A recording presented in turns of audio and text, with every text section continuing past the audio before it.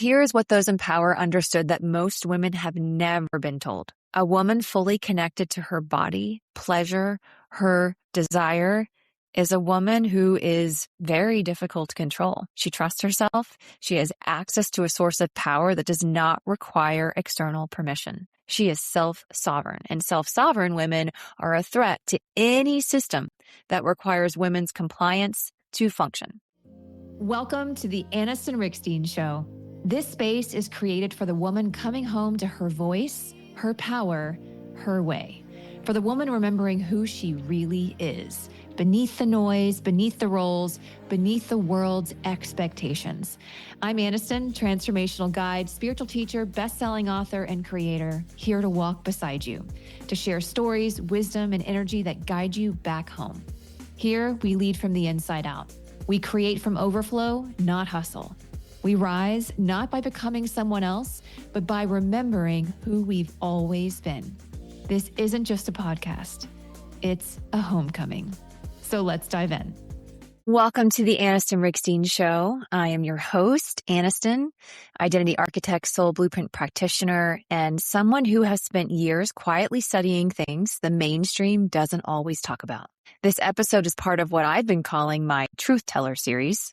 These are basically conversations that represent years of research into history, into science, into ancient wisdom traditions, into the invisible forces that have shaped who we believe we are and what we believe we're allowed to have.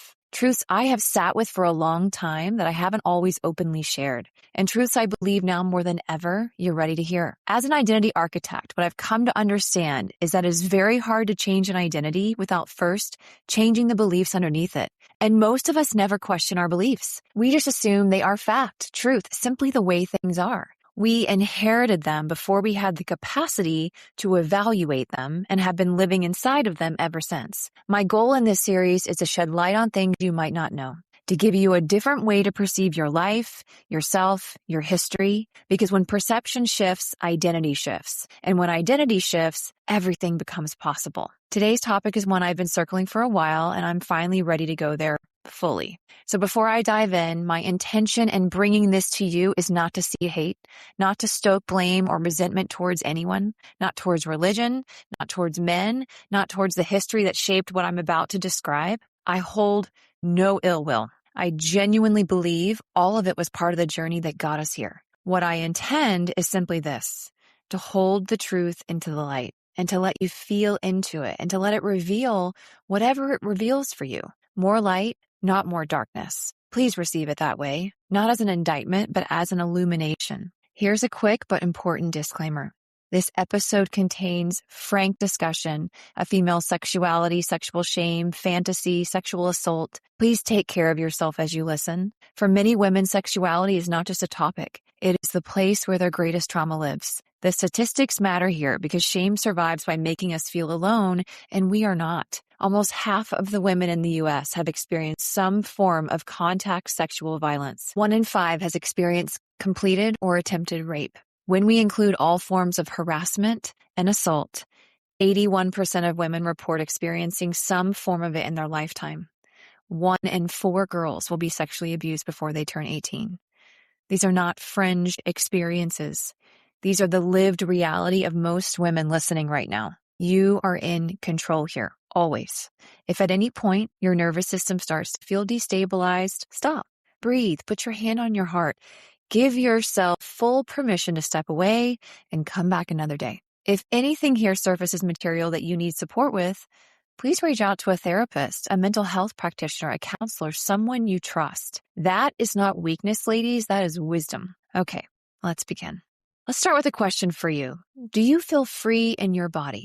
Not comfortable or okay or fine, but free. Do you feel like your pleasure, desire, your sexuality belongs to you?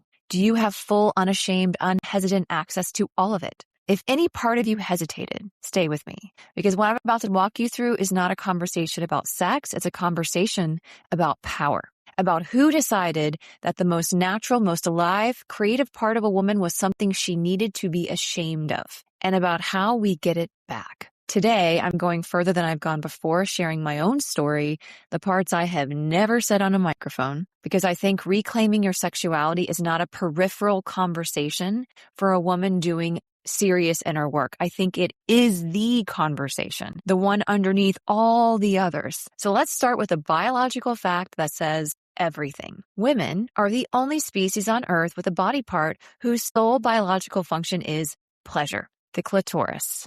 No reproductive function. It exists for one reason, to feel good. Approximately 8,000 nerve endings, more than any other part of the human body. Its full internal structure wasn't even mapped by Western science until 1998. We mapped the moon before we fully mapped the clitoris. And here is something I believe is not a coincidence. The shape of the clitoris bears a striking resemblance to the pineal gland, the seat of the soul, the third eye, the organ of spiritual perception that traditions from Egypt to India to Tibet have understood as the gateway between physical and non-physical consciousness, both deeply sensitive to stimulation, both encased in protective layers, both historically under-researched. Both, when activated, producing states that open human beings to dimensions beyond the ordinary. What does it mean that the organ of spiritual perception and the organ of physical pleasure are anatomical twins? I think the body itself is communicating something. That female pleasure was never meant to be separate from spiritual experience. That the pathway through the body and the pathway to the divine were always in the female body the same road. Pleasure is not a bonus feature. It's an original function. So why does it feel like most women have spent their lives ignoring it, apologizing for it, or actively suppressing it? That is not an accident, and that is what we're going to talk about today. In pre-patriarchal cultures, thousands of years before the religious frameworks most of us were raised in, the female body was not a source of shame. It was a source of power, sacred, revered, cosmologically significant power. The earliest religious figures we have evidence of are not actually male gods. They are female. The Venus of Willendorf was carved 25,000 years ago. She's a devotional object representing the divine feminine as the source of all life and abundance. In ancient Sumeria, the goddess Inanna was celebrated for her sexuality explicitly, powerful, sexual, sovereign, revered because of those qualities, not in spite of them. The tantric traditions understood sexuality not as something separate from spirituality, but as one of its most direct pathways. The sacred feminine, the divine creatrix, the understanding that the female body with its capacity to create life, to give pleasure, generate, was itself a form of the divine. And then something happened. And the story changed completely. This is not conspiracy, ladies. This is actually documented history. As patriarchal systems consolidated power, one of the primary mechanisms of control was the control of women's sexuality. Not in their minds, not their labor, their sexuality, specifically. Because here is what those in power understood that most women have never been told. A woman fully connected to her body, pleasure, her desire, is a woman who is very difficult to control. She trusts herself. She has access to a source of power that does not require external permission. She is self-sovereign, and self-sovereign women are a threat to any system that requires women's compliance to function. So the project, deliberate, systematic, centuries long, was to sever women from that source, to take what was sacred and make it shameful, what was powerful and make it dangerous, or what was divine and make it sinful. The word virgin was repurposed. In ancient traditions, a virgin was a woman who belonged to herself, a woman unto herself. Over time, it was redefined as a woman who had not had sex. The entire meaning of that word was inverted from self-sovereignty to the absence of sexuality entirely. And the language became the programming. Dirty, dirt, actual soil, actual earth is the most fertile, most alive substance on the planet. It takes what has died and transforms it into what will grow. And that word became primary slang for sexual expression, the most fertile thing on earth, associated with shame, sinner, fallen, impure, unclean, slutty, whore, all deployed to control female sexual expression through social, all landing eventually as subconscious belief. My sexuality is dangerous. My desire makes me less. My pleasure makes me bad. And I want to pause on that last one, whore, because the etymology is revealing. The word traces back to a root meaning to like or to desire, the same root that gives us caress, charity, and cherish. And in the ancient world, in the temples of Sumer, Babylon, Isis, Aphrodite, the women called by this name were not outcasts. They were priestesses. The Hebrew word kadesha, translated in scripture as temple prostitute, comes from kadesh, meaning consecrated, holy, set apart. The same root used for sanctuary, a holy woman, rebranded as the worst thing you could call a woman. That is not accidental. That is surgical. These were not just words. They were generational, cellular, nervous system level programming passed from mother to daughter, not through explicit conversation, but through the quality of silence, through the discomfort in the room, through the complete absence of any language for a woman's pleasure that wasn't clinical or shameful. And in many parts of the world, this control is not historical. It's current. And women are still being imprisoned and mutilated and executed for the expression of their sexuality. This is not past tense everywhere. This is now. So take a breath before we go here. This is where it gets personal and raw. And if you need to pause. You have full permission. Hey, sister, let's take a quick pause because I want to tell you about something I have just released. It is a free numerology quiz called Uncover the Hidden Patterns Shaping Your Life. And all you need is your date of birth. Here's what you're going to walk away with. Your life path number, the curriculum you came here to master, and clarity on the hidden pattern that has been quietly running your life without you even knowing it was there. Because once you can see it, you can stop blaming yourself for it. You realize it was never a you problem. It was just a pattern you hadn't seen clearly yet. And once you can see it, you can actually do something about it.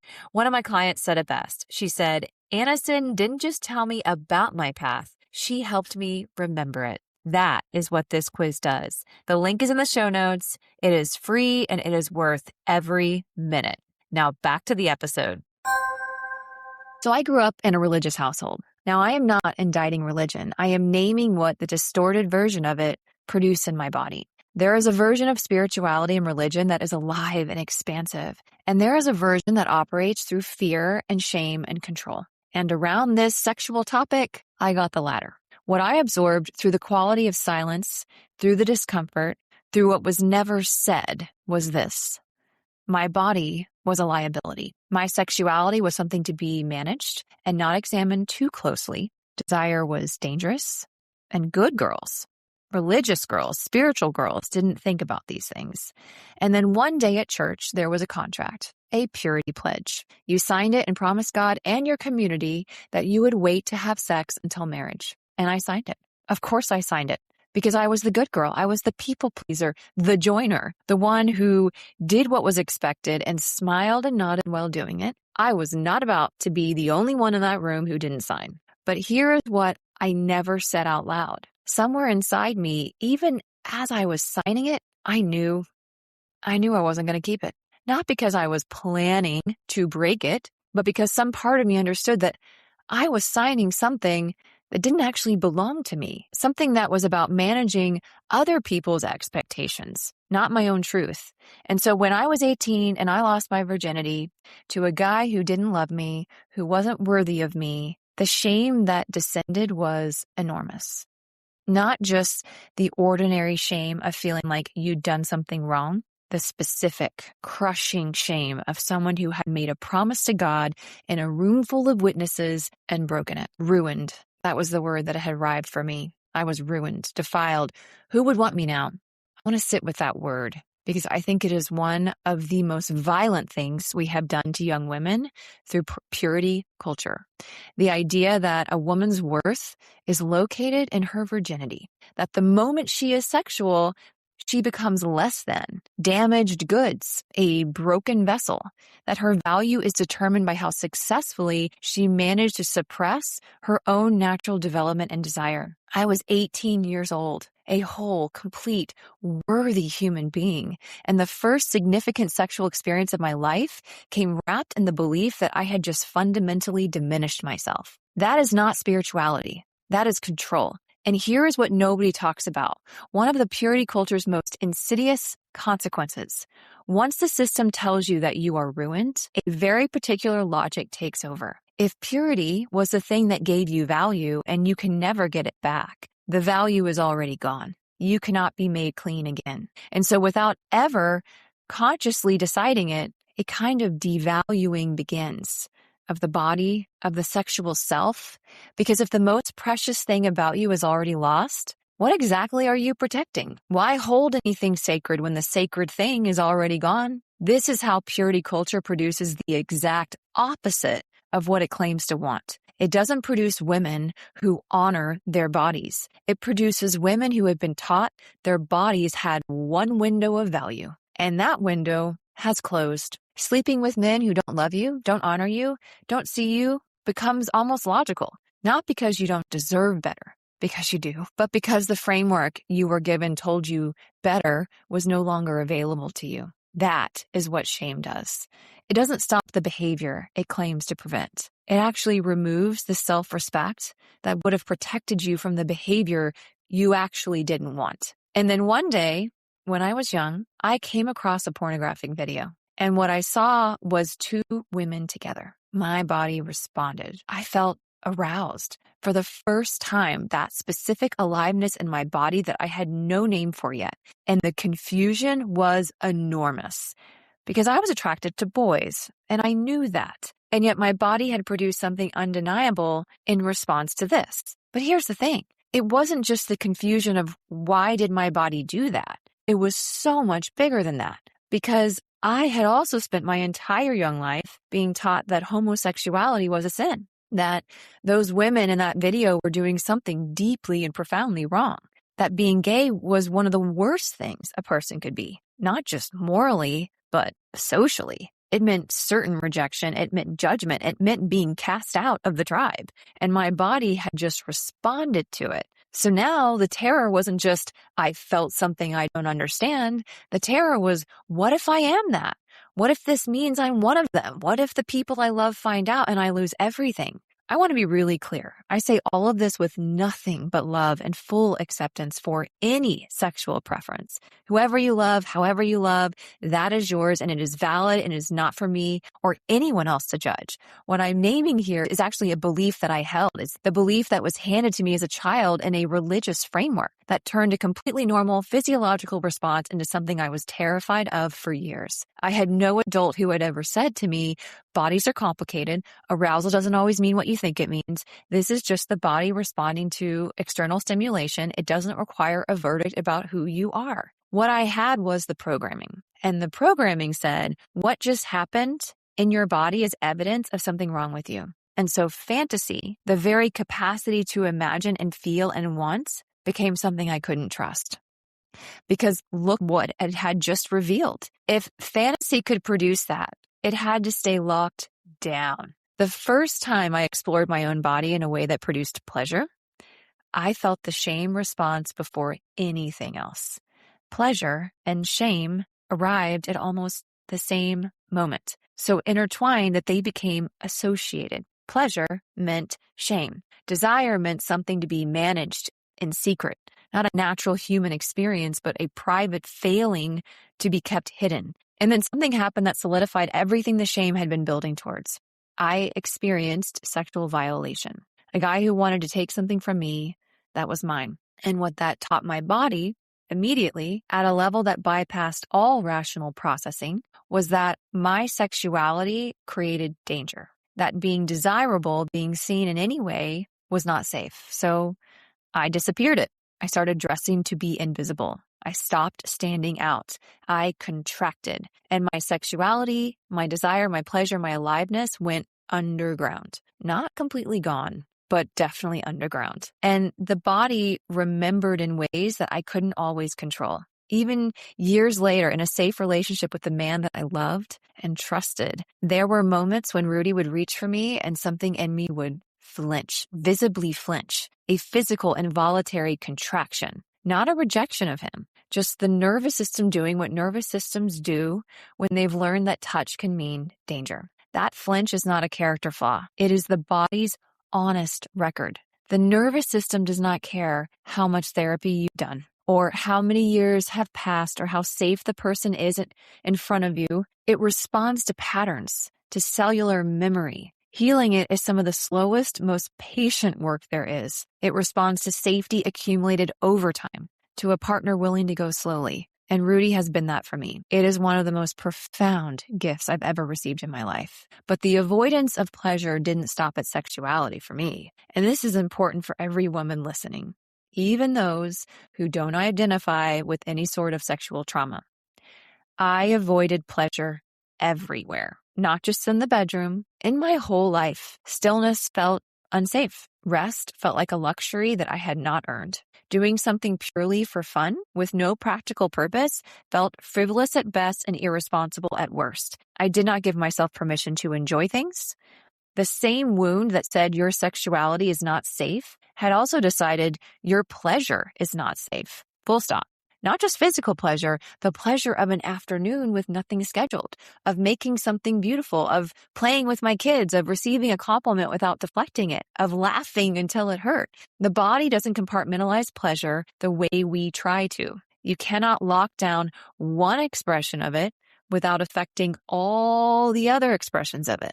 The women I work with who describe themselves as overworked, over-responsible, unable to rest, they almost always have a complicated relationship with pleasure in all of its forms. It is not a coincidence. It is the same wound expressing itself in every available direction. For years, I looked at sexuality as something that existed for other people. Something Rudy wanted, something I provided as a good partner, like a checklist item on a Saturday or Sunday, something I did for the health of my marriage rather than something that I experienced as mine. I could not fantasize. I genuinely could not. Not because I lacked imagination, but because to fantasize required me to locate desire in my own body and actually give it permission. And given everything layered onto desire since that first moment of arousal and shame, that permission simply was not there. Years into our marriage, Rudy gave me a book called My Secret Garden by Nancy Friday, a collection of anonymous submissions from women of all ages sharing their sexual fantasies. It was not written as lit porn. It was written to give women permission to honor their fantasies,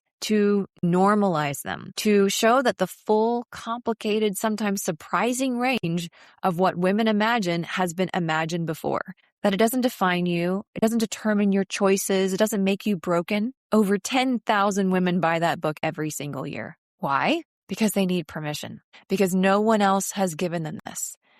I read it, and when I did, something opened in me. Because I saw for the first time what women actually carry in their inner lives when they're being honest. And I thought about that young girl who felt aroused by a video of two women and concluded something was fundamentally wrong with her. And I wished someone had handed her this book. Not to tell her what it meant, but to tell her it didn't have to mean anything, except that she was a human. She had a body, and her body was alive and responsive. I projected blame and resentment onto Rudy for years because his wanting and desire for sex activated something in me that I didn't know what to do with. And the easiest way to manage that was to make it his problem.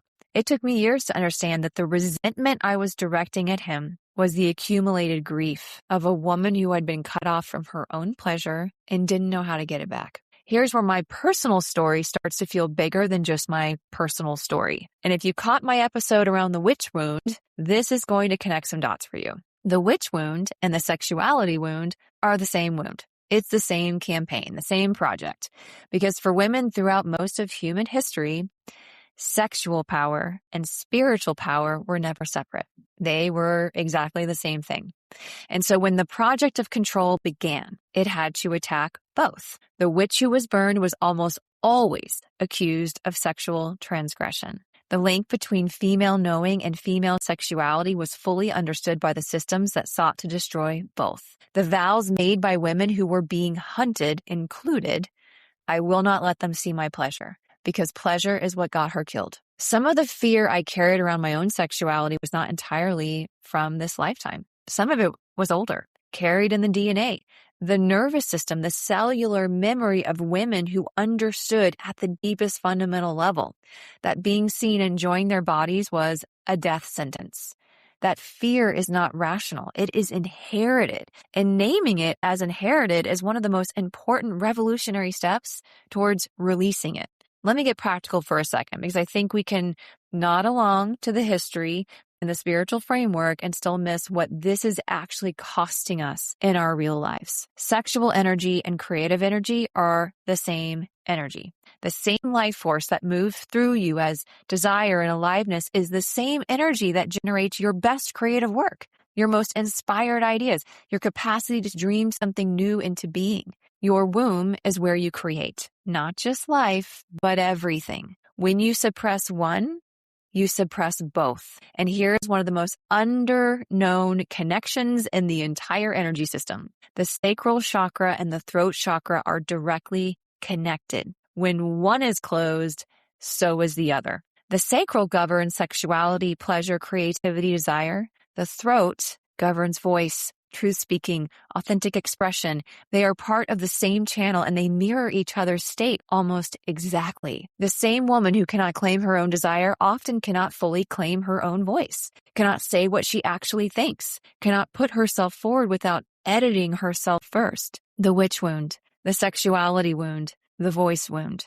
All the same wound in different locations on the same channel. And the reverse. This is the exciting part, ladies. When the sacral begins to open and heal, the throat often opens with it. Women who do this work consistently report that something in their voice changes. Words arrive with conviction. More of their actual self starts to come through without the resistance. Open the sacral, the throat will follow. Okay, I want to talk about fantasy, but not in the way that you think. I actually want to talk about its true function, what it was actually designed to do, not what we think. Because I think when you understand this, it completely reframes the shame most of us have been carrying around it. Fantasy creates arousal, and arousal changes your energetic state. Not just sexually, arousal is a state change. The body moving from low energy to high energy, from closed to open, from contracted to expanded. It's the turning of an ignition, and you cannot get anywhere without turning the ignition on. Think about the last time you felt aroused. Maybe it was unexpectedly, out of nowhere. Maybe it was a thought or a scene in a movie or a memory or a fantasy that just arrived. Notice what happened in your body in that moment. The shift, the aliveness, how suddenly present you were, how energized you were, how everything felt a little sharper, a little more vivid. That wasn't a distraction. That was your life force coming online. That was the ignition turning over. This is also about manifestation. Every practice you've done to shift your energy and raise your frequency and get into alignment with what you're calling in is trying to produce the same thing genuine arousal produces naturally. A state change, an opening. A sexual fantasy and a manifestation visualization are using the same mechanism. It's the same channel, which means women with the most suppressed relationship to fantasy, i.e., which was me, often have the most difficulty with manifestation. The channel that runs both has been taught to stay closed. Fantasy was always intended to be there. It is part of the original design. Now, Dr. David Hawkins mapped human consciousness on a scale of energetic frequencies. And at the very bottom is shame. Lower than grief, lower than fear, lower than anger, the literal energetic basement. And we built an entire culture of shame around the most natural function of the human imagination. Here is what dismantles that at the root. Your body does not know the difference between what is imagined and what is real. This is neuroscience. The same neural pathways that activate when you physically experience something activate when you vividly imagine it, which means a fantasy is not a preview of coming attractions. It's not a confession. It's not a statement of what your external life needs to match. It is neutral, inherently neutral. The only thing making it anything else is the value statement or judgment we place on it. The question is never the content.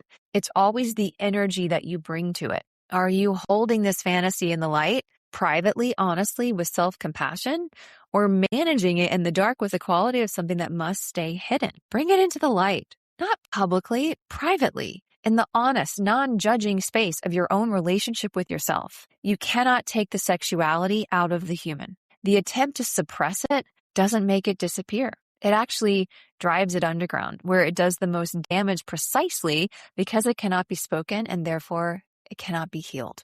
Fantasy held in the light with compassion, without verdict, is just energy, just the human imagination doing what it was designed to do. So let it. Okay, so I want to talk about what being turned on actually means, because I think most of us have a really narrow definition of it, and it's costing us greatly, because turned on is not just about sex. It's a state of being, fully alive in your body, receptive and open. The state in which your channel to creativity, to intuition, to the non-physical is most available. When you are genuinely alive in your body, everything flows better. Your ideas come faster, your instincts sharpen, your presence is more magnetic. That is not an accident. It is how the system was designed. Most women have learned to inhabit the opposite of this. They're contracted. Their energy is defended, carefully managing their bodies rather than actually living in them. And what we're talking about today is how we reclaim them, how we get back. Making love, or the intentional cultivation of love energy through union with another body, is one of the most powerful spiritual practices available to a human being. But I want to talk about the mechanics of that, because I think this is where it gets really interesting. When you combine arousal, breath, and intention, something specific happens in the body. Arousal generates life force energy. Breath then moves it, and intention directs it. In tantric practice, that energy is consciously guided upward through the body, through the energy centers up the spine rather than released immediately. And what that does is extraordinary. That energy, moved with breath and intention, can be directed towards physical healing, towards creation, towards manifestation, towards opening the heart, towards spiritual states that most people only associate with deep, profound meditation. This is not mystical language for the sake of it.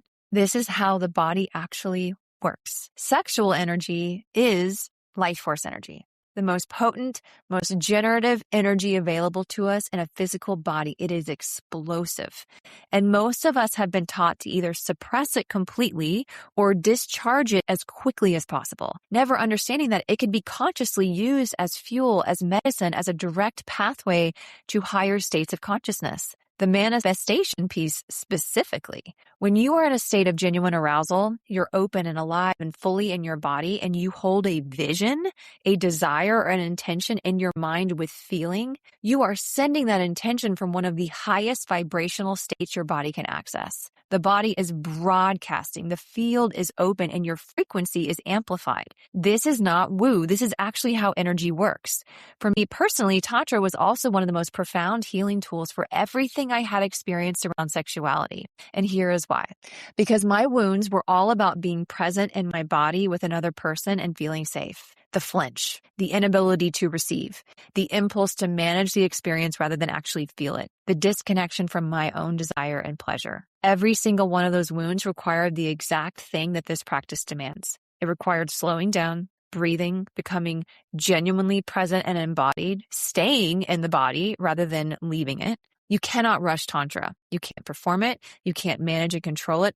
It requires you to actually be there in your body with another person without agenda. And that requirement, as confronting as it was for someone who had spent years learning to be anywhere but present in her own body, was also the healing. The medicine was the practice itself. And one day, Rudy and I were practicing breathing together. We were present with each other. And I felt something begin to move in my body. It was like a warm energy, a current, starting at the very base of my spine. And it began to rise, moving up my abdomen and then through my chest. And then it hit my heart. And something blasted open. I started crying. And these were not gentle tears. Full body crying. The kind that comes from somewhere so deep, you don't know where it's even coming from. Something releasing that had been held for so long. The release itself was enormous. I cried for what felt like hours. And Rudy didn't try to fix it. He didn't ask what was wrong. He just curled around me and he held me the entire time. Just present, just there, just completely, silently, safely there. Something changed that day for me. And I have never been the same since. It felt like a soul intervention, to be honest. What moved through me was grief, like ancient, accumulated, not entirely from this lifetime. Grief for every wall that had ever been built around my heart, for every moment I had made myself smaller or less present, for the version of me who genuinely believed she was not safe enough to fully open. And what replaced it, what has been building ever since. It's true safety and intimacy. The capacity to be fully present in my body with another person and not need to protect myself from the experience. To receive, to give from genuine fullness rather than obligation. Rudy and I now receive things in this practice. We receive images and inspirations and transmissions of love energy that are like genuinely profound. There is something that happens when two people choose full presence and full opening together. When the divine feminine and the divine masculine merge consciously without the need to control it, that creates something neither person could access on their own. A quality of love energy, I believe, is one of the most powerful frequencies available on this planet. That is what we are reclaiming. And then one night, this is the moment that confirmed everything for me. I woke up in the middle of the night. I don't remember if I was having a dream. What I do remember is the feeling I woke up into. My entire body was radiating, not like tingling, not warm. I mean radiating. A sensation moving through every cell from my feet to the crown of my head that I can only describe as ecstasy. Full body, total system, absolutely extraordinary bliss. Like the most profound, beautiful, complete feeling I have ever experienced in a physical body. Not located anywhere specific. It wasn't building towards anything. It was just present everywhere all at once. I lay so still. I was so afraid to move, afraid that if I shifted even slightly, it would go away. So I just lay there in the dark and let my whole body receive it. And in that stillness, I asked, I'm not even sure who I was asking, only that I was. I asked, what is this? And what I heard clearly without any question about where it came from was, it's your natural state. This is the natural state of the divine, and it is available to you. Something landed in me in that moment that has never left. The state I was in was not a spiritual reward. It was not something that I had earned through enough healing. It was what I actually was underneath everything that had been layered on top, underneath the shame, the fear, all the walls. This was the OG frequency, the body's baseline when nothing is suppressing it. And the message was clear. This is what is waiting on the other side of the healing. This is what becomes available as the layers come off, not reserved just for mystics and saints, but available to you. That experience is why I do this work. So how do you actually begin to come home to this? First, you need to name the wound without shame. Privately, honestly, look at your relationship to your own body and sexuality and say, this is what it is. This is what I was taught. This is what happened. Without judgment, just honesty. Separate the programming from the truth. Every belief about your sexuality that produces shame, contraction, or disconnection. Ask where it came from. What was it designed to produce in you? And more importantly, is that design serving your life or someone else's agenda? Let your body begin to speak to you. What do you actually enjoy? Not what you're supposed to enjoy, not what feels safe to admit, but what genuinely actually produces pleasure in your body. Start there. Start small. Start privately. Make peace with pleasure itself, because pleasure is information. Your capacity to feel is your nervous system signal that you are safe, alive, present in your body. A body that cannot feel pleasure is a body in chronic shutdown. You cannot create love and lead and connect fully from a shutdown body. And if you are in a partnership, bring your partner into this conversation, not as a demand, but as an invitation. Rudy and I have been on this journey for 15 years of brutally honest conversation, showing up for each other in the most defended, triggered places, choosing presence over performance again and again. What we have now in our relationship, in our creative work, and in our spiritual life is directly connected to that willingness. I am not exaggerating when I say it has changed everything. We are all right now being invited into our sovereignty. And sovereignty isn't just a concept, it's actually a felt experience, the state of being genuinely, completely, unashamedly the author of your own life, your own body, your own knowing, your own desire and pleasure. You cannot be fully sovereign with a suppressed sacral chakra.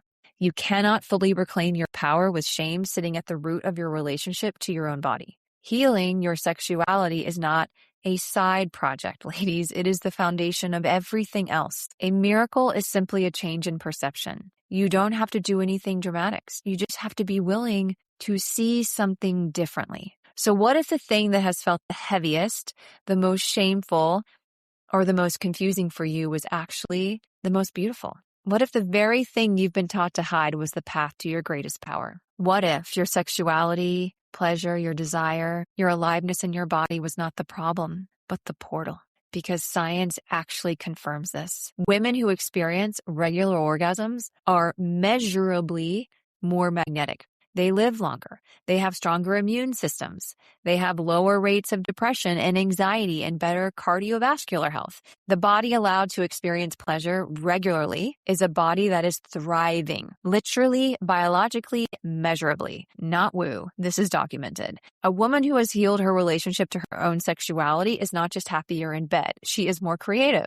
She's more intuitive and more magnetic, more fully herself in every single area of her life. And she is harder to control, which is exactly why the work of suppression was done in the first place. If you're sitting there thinking, I just don't know, Anniston, if I can, let me remind you, you were built for this, sister. The 8,000 nerve endings, the pineal gland twin in the shape of the clitoris, the sacral that governs both pleasure and creation, the throat that opens when the sacral does, all of it designed with extraordinary intention by a creator who understood what a woman fully inhabiting herself was capable of. The shame was added later by people who knew exactly what they were doing. You are allowed to put it down now. You were never, ever the problem. Your body was never the problem. Your desire was never the problem. You are a beautiful woman, and the world has been waiting for you to remember what that actually means.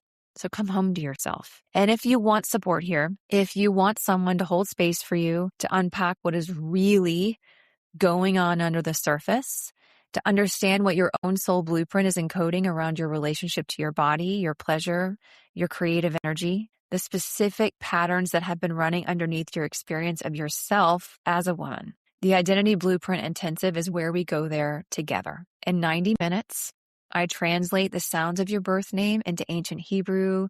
I interpret your soul contract alongside other divine sciences and show you what has always been true about you. The wounds, the gifts, the patterns, the identity you were meant to inhabit, and the purpose that has been calling you forward your whole life. The link is in the show notes, and I limit to 13 sessions a month. So reserve yours today. I love you. I see you. And I can't wait to see you in next week's episode.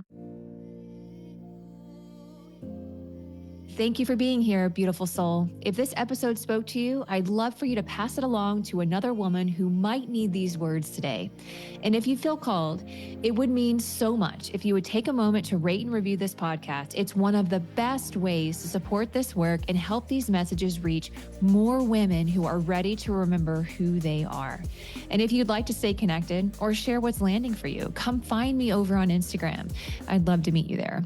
Until next time, keep trusting your rhythm, keep honoring your voice, and keep becoming the woman you were always meant to be.